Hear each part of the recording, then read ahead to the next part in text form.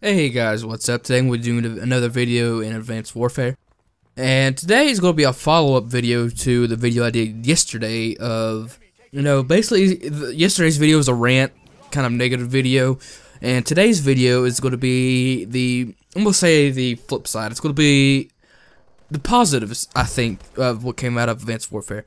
I know a lot of people talk about, a lot of the negative stuff, what they don't like. I haven't seen too many people actually focus on both or just the positives. So I'm going to go ahead and actually list some things I think are a positive idea or positive concept. Maybe you'll agree and maybe you'll disagree. I mean, I know I'm not going to get too many comments, but if you guys do agree, you could tell me in the comments if you like, or whatever. So I'm gonna go ahead and start with like the main concept of Advanced Warfare, which is the Exosuit. Now, the Exosuit was one of the things I was most excited about at first when Advanced Warfare was being announced and all that stuff. Everything was being hyped up.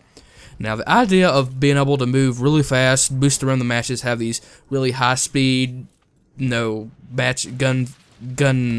fights, in the air, on top buildings, being able to like basically circle around each other, having gunfights. That sounded pretty cool. Now, I think the one thing that kind of ruined Advanced Warfare, the idea was the map design. It was kind of like random and stuff. There was like too many places where things could happen and they'll get messed up. I'm not going to go into too much detail or get too negative. It's just the idea and concept of the exosuits were one of my favorite things about the game. And I'm going to end it right there, and I'm going to go into the next thing. Now, I'm going to go ahead and say that the rest of the stuff is actually pretty minor. So, first off is the hit markers. This is something that seems like everybody loves, but like they kind of skip over it. So I would actually like to see this in other games, actually. And a couple games actually do have something like this. I know Halo 5 has something like this. Of course, it doesn't have like a different hit marker for headshots, but it does have a different one for kill shots. It actually has an X right there in the middle of your screen. I think that's based on the type of weapon you're using, though. I know for the battle rifle, it does have one of those. It's actually pretty cool. But the hit markers, there are actually 3 different hit markers in this game. Well, actually there's 2, and then there's the red one for kill shots. So the normal one is just a single line, single 4 lines, and then if you get a headshot, you get 8 lines, and they're doubled around the 4 lines. So it actually is 2. Each time you get a headshot, it's 2 instead of 1.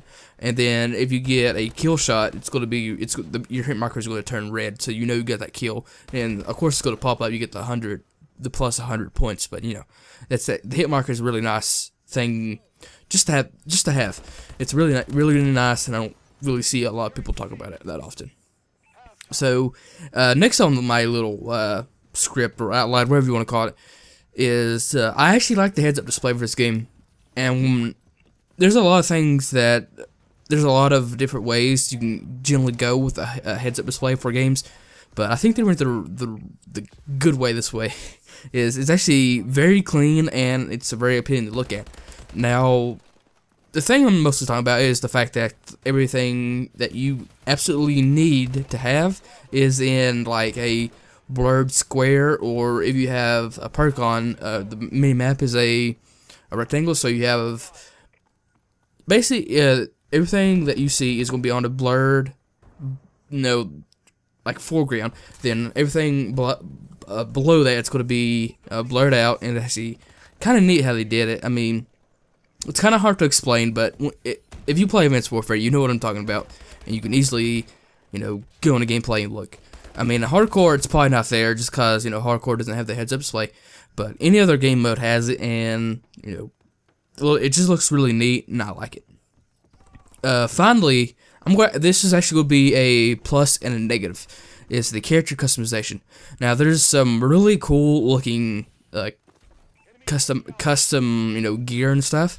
Now, there's like the stuff like the Atlas Tier 1, the Atlas Ranger, the Sentinel Recon, all that stuff. The stuff that looks like it would actually be realistic military in that time period, that's cool.